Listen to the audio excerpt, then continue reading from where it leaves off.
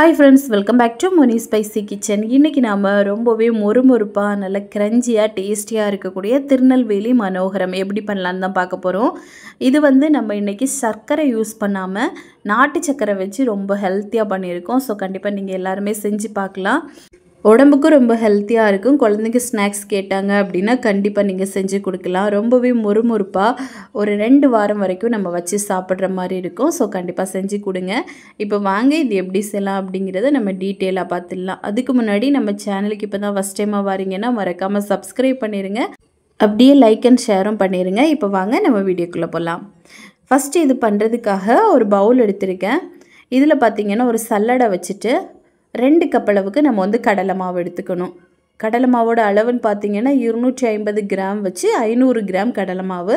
இது கூடவே அரை கப் அளவுக்கு அரிசி மாவு எடுத்துருக்கேன். இது வீட்டில் நம்ம அரைச்ச அரிசி மாவு. இது கூட ஒரு 1/4 டீஸ்பூன் பேக்கிங் சோடா, தேவையான அளவுக்கு உப்பு, ஒரு அரை டேபிள் ஸ்பூன் சேர்த்து இதை நல்லா சளிச்சு எடுக்க போகிறோம். பேக்கிங் சோடா நம்ம எதுக்காக சேர்க்குறோம் அப்படின்னா இது கொஞ்சம் பொங்கி கொஞ்சம் உப்பி வர்றதுக்காக தான்.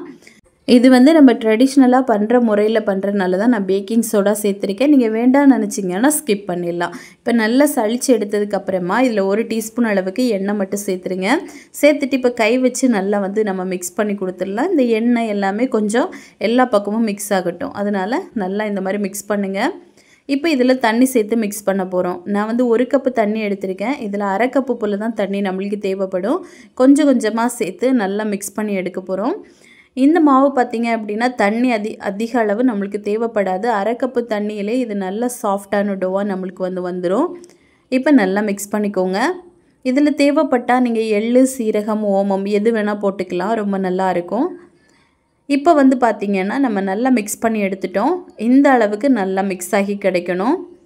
அதுக்காக ரொம்ப தண்ணியாகவும் இருக்கக்கூடாது, ரொம்ப கெட்டியாகவும் இருக்கக்கூடாது. இந்த ஸ்டேஜுக்கு இருக்கணும். உங்களுக்கு பார்த்தா தெரியும்னு நினைக்கிறேன். இப்போ நம்மளுக்கு மாவு ரெடி ஆயிடுச்சு. நான் தண்ணி காமிக்கிறேன் பாருங்கள். நம்ம 1 கப்பு தண்ணி எடுத்தோம். அதில் அரை கப்பு மட்டும்தான் எனக்கு தேவைப்பட்டுச்சு. அரை கப்பு தண்ணி தேவைப்படலை.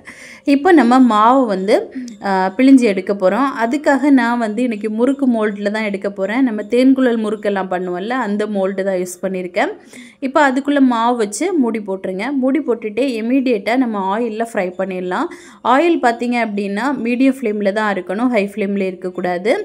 இந்த மாதிரி நம்ம பிழிஞ்சு ஒரு சிசர் வச்சு கட் பண்ணி எடுத்தோம் அப்படின்னா நம்மளுக்கு அந்த மாதிரி ஒரே லைன் மாதிரி நம்மளுக்கு அந்த ஸ்நாக் கிடைக்கும். இல்லை அப்படின்னா நீங்கள் டைரெக்டாக அப்படியே பிழிஞ்சு விட்டுட்டு உடச்சி கூட எடுக்கலாம். இது ஈஸியான ஒரு மெத்தட். எல்லாமே பார்க்குறதுக்கு ஒரே மாதிரி இருக்கும். இதுவே அவங்க கடைகளில் பண்ணும்போது பார்த்திங்க அப்படின்னா அந்த நம்ம பூந்தி பொரிப்போம்ல, அந்த கரண்டியில் அவங்க போட்டு எடுக்கும்போது அவங்களுக்கு பர்ஃபெக்டாக வரும். நம்ம அவ்வளோத்துக்கு நல்லா எக்ஸ்பர்ட் அப்படின்னா கண்டிப்பாக அந்த முறையில் கூட பண்ணலாம். இது பார்த்திங்கன்னா ஒரு ஈஸியான மெத்தட். சிசர் வச்சு இந்த மாதிரி கட் பண்ணி விடலாம். இல்லைன்னா ஃபுல்லாகவே பிழிஞ்சு விட்டுட்டு உடச்சி கூட நீங்கள் எடுக்கலாம். இப்போ நல்ல லோ மீடியம் ஃப்ளேமில் வச்சு கோல்டன் கலர் வாரது வரைக்கும் நல்லா ஃப்ரை பண்ணிவிட்டு அதுக்கப்புறமா வெளியே எடுங்க. இது அதிகமாக ஆயில் எதையுமே அப்சர்வ் பண்ணாது. நம்ம எடுத்துருக்கக்கூடிய ஆயில் எல்லாமே பார்த்திங்கன்னா அப்படியே இருக்கிற மாதிரி தான் இருக்கும். இப்போ எல்லாத்தையுமே வெளியே எடுத்து நல்லா ஆயிலெல்லாம் கம்ப்ளீட்டாக வடிச்சிட்டு ஒரு டிஷ்யூவில் போட்டு இதை மாற்றி வச்சிடலாம். இப்போ ஒரு கடாய் எடுத்துகிட்டு இதில் 1 கப் அளவுக்கு நாட்டு சர்க்கரை, 1/4 கப்பு போல் தண்ணி சேர்த்து இதை நம்ம கம்பி பதத்துக்கு கொண்டு வரணும். நல்லா கரைச்சி விடுங்க. நல்லா மிக்ஸ் பண்ணி கொடுத்துட்டே இருங்க. இது பார்த்திங்கன்னா ஒரு 2 நிமிஷத்துலேயே நல்ல பபிள்ஸ் எல்லாம் பெருசாக வர ஆரம்பிக்கும். அந்த டைமில் நம்ம செக் பண்ணி பார்க்கலாம். இதோட கம்பி பதம்னு பார்த்திங்க அப்படின்னா நல்லா சாஃப்ட் பால் கம்பி பதத்துக்கு வரணும். இப்போ இதில் அரை டீஸ்பூன் அளவுக்கு சுக்கு பொடி சேர்த்துக்கலாம். நீங்கள் ஏலக்காய் பவுடர் கூட சேர்க்கலாம். நம்ம சுக்கு பொடி எதுக்காக சேர்க்குறோம் அப்படின்னா நம்ம இந்த மாதிரி நாட்டு சர்க்கரை, வெல்லம் எல்லாம் அதிகமாக சாப்பிடும்போது வாயில் புண்ணு வர ஆரம்பிக்கும், இல்லை அரிப்பு வர ஆரம்பிக்கும். ஸோ அது கொஞ்சம் கண்ட்ரோலாக இருக்கிறதுக்காக தான் சுக்கு பொடி. நீங்கள் வேண்டான்னா இதை ஸ்கிப் பண்ணிவிட்டு ஏலக்காய் பொடி மட்டும் போட்டுக்கலாம். இப்போ நல்லா மிக்ஸ் பண்ணிக்கோங்க. இப்போ ஓரளவுக்கு ரெடியாகி வந்துட்டுருக்கு. ஒரு 2 நிமிஷத்துலேயே இந்த அளவுக்கு கெட்டியானதுக்கப்புறமா நம்ம செக் பண்ணிடலாம். கொஞ்சமாக தண்ணியில் கொஞ்சம் மட்டும் விட்டு பாருங்கள். அது நல்ல சாஃப்டான பாலை நம்மளுக்கு உருட்ட வருது அப்படின்னா நம்ம இம்மிடியேட்டாக ஸ்டவ் ஆஃப் பண்ணிடலாம். இப்போ கொஞ்சம் விட்டுட்டு கையில் எடுத்து நான் உருட்டி காட்டுறேன் பாருங்கள், உங்களுக்கு தெரியும். ரொம்ப கெட்டியாக விட்டுறக்கூடாது. அதுக்கப்புறமா நம்மளுக்கு பர்ஃபெக்டாக வராது. இதே மெத்தடில் தான் பார்த்திங்கன்னா நம்ம சுகர்லேயும் பண்ணுறோம். இந்த மாதிரி தான் நம்ம எடுக்கணும். இந்த மாதிரி சாஃப்ட் பாலாக வரணும். சுகர் பண்ணும்போதும் இதே மாதிரி சாஃப்ட் பால் வந்ததுக்கப்புறமா நீங்கள் ஸ்டவ் ஆஃப் பண்ணலாம். இப்போ ஆஃப் பண்ணிவிட்டு நம்ம இமீடியட்டாக பொரிச்சு வச்சுருக்கோம்ல அந்த காரசேவ் அது எல்லாத்தையுமே இதுக்குள்ளே போட்டுடலாம். போட்டுட்டு நல்லா மிக்ஸ் பண்ணி கொடுங்க. இது ஒரு 2 நிமிஷத்துலேயே நல்லா செட்டாக ஆரம்பிக்கும். அதுக்கு முன்னாடி நல்லா எல்லா பக்கமும் கோட்டாகி வர மாதிரி நல்லா மிக்ஸ் பண்ணி நம்ம கொடுத்துட்டே இருக்கணும்.